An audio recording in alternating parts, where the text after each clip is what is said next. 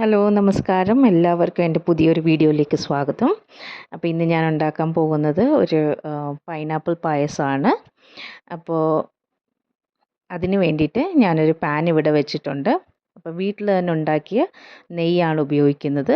അപ്പോൾ ഒരു 3 സ്പൂൺ നെയ്യ് ഇട്ടിട്ട് അതിലേക്ക് കശുവണ്ടി കാഷ്നട്ട് ലൈറ്റായിട്ടൊന്ന് ഫ്രൈ ആക്കുകയാണ്. അതിന് ശേഷം നമ്മുടെ കയ്യിലുള്ള ഏത് ഗ്രേപ്സ് വേണമെങ്കിലും ഇടാം. ഞാൻ എടുത്തിരിക്കുന്നത് ബ്ലാക്ക് കളർ ഗ്രേപ്സ് ആണ്, സീഡ്ലെസ്. സോ അതും കൂടെ ഒന്ന് വറുത്തെടുത്ത് വെക്കുകയാണ്.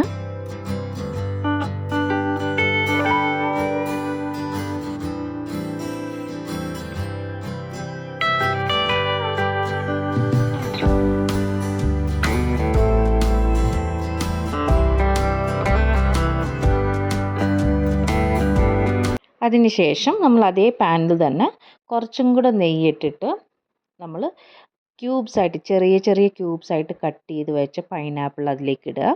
കഴിയുന്നതും നല്ല പഴുത്ത പൈനാപ്പിൾ എടുക്കാൻ നോക്കുക. അപ്പോഴാണ് നമുക്ക് പായസത്തിൽ അതൊരു പച്ച പോലെ ഇല്ലാണ്ട് കുറച്ചുകൂടെ നല്ല പഴുത്തതാവുമ്പോൾ പെട്ടെന്ന് തന്നെ വെന്ത് കിട്ടും. അപ്പോൾ ആ നെയ്യിലോട്ട് പൈനാപ്പിൾ പീസസ് ഇട്ടിട്ട് നല്ലോണം സ്റ്റർ ചെയ്തെടുക്കുക. ലൈറ്റായിട്ടൊന്ന് മഷിയായിട്ട് വരണം, വെന്ത് വരണം.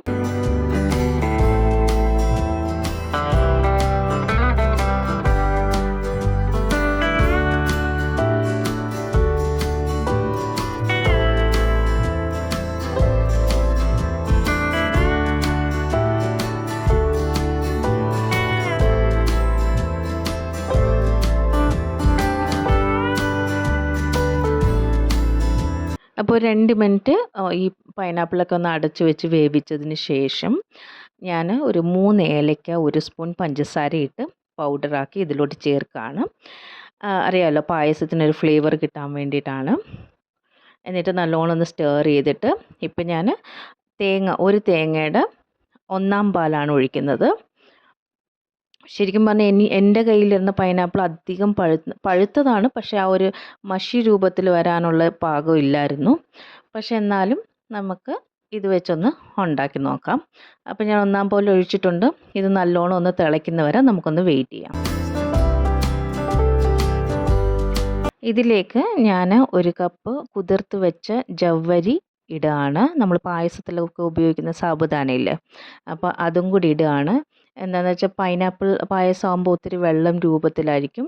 അപ്പോൾ അത് കാരണം ഇച്ചിരി കൊഴുപ്പ് കിട്ടാൻ വേണ്ടിയിട്ടാണ് ഞാനിത് ഇടുന്നത്. പിന്നെ ഇതിലേക്ക് ഞാൻ ക്യൂബ്സ് ആയിട്ടുള്ള ശർക്കര ഇടുകയാണ്. ബ്ലാക്ക് കളറിലുള്ള ശർക്കരയാണ്. ഇതിലധികം അഴുക്കോ മണ്ണോ ഒന്നും ഇല്ലാത്തതാണ്, അതുകൊണ്ടാണ് ഡയറക്റ്റായിട്ട് ഇടുന്നത്. നിങ്ങൾക്ക് വേണമെങ്കിൽ സെപ്പറേറ്റ് ആയിട്ട് മെൽറ്റ് ചെയ്തിട്ട് ഫിൽട്ടർ ചെയ്തിട്ട് ഉപയോഗിക്കാവുന്നതാണ്. ഇത് ഞാൻ ഓൾറെഡി ഈ ശർക്കര ഉപയോഗിച്ച് നോക്കിയിട്ടുണ്ട്. അത് കാരണമാണ് ഇത്ര ഒരു കോൺഫിഡൻസിൽ ഡയറക്റ്റായിട്ട് ചേർക്കുന്നത്. അപ്പോൾ നല്ലോണം ശർക്കരയൊക്കെ ഒന്ന് മെൽറ്റാക്കി എടുക്കാം.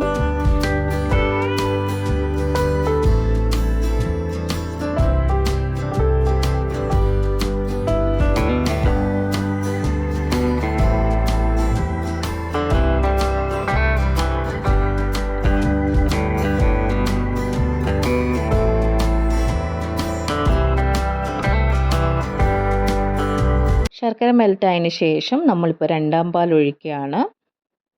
ഇപ്പോൾ 2/4 പാൽ ഒഴിച്ചതിന് ശേഷം എല്ലാവർക്കും അറിയുന്നത് പോലെ തന്നെ അധികം തിളപ്പിക്കരുത്. ഒന്ന് ചൂടായിട്ട് വന്നതിന് ശേഷം നമുക്ക് തീ ഓഫ് ചെയ്യാം.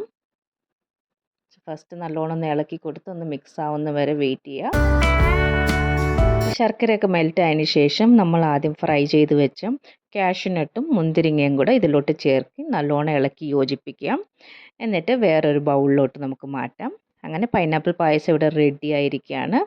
എല്ലാവരും ഒന്ന് ട്രൈ ചെയ്തിട്ട് അഭിപ്രായം അറിയിക്കാം. തണുത്ത് കഴിയുമ്പോൾ നല്ലോണം കട്ടിയാവും. അപ്പോൾ ട്രൈ ചെയ്തിട്ട് അഭിപ്രായം അറിയിക്കുക.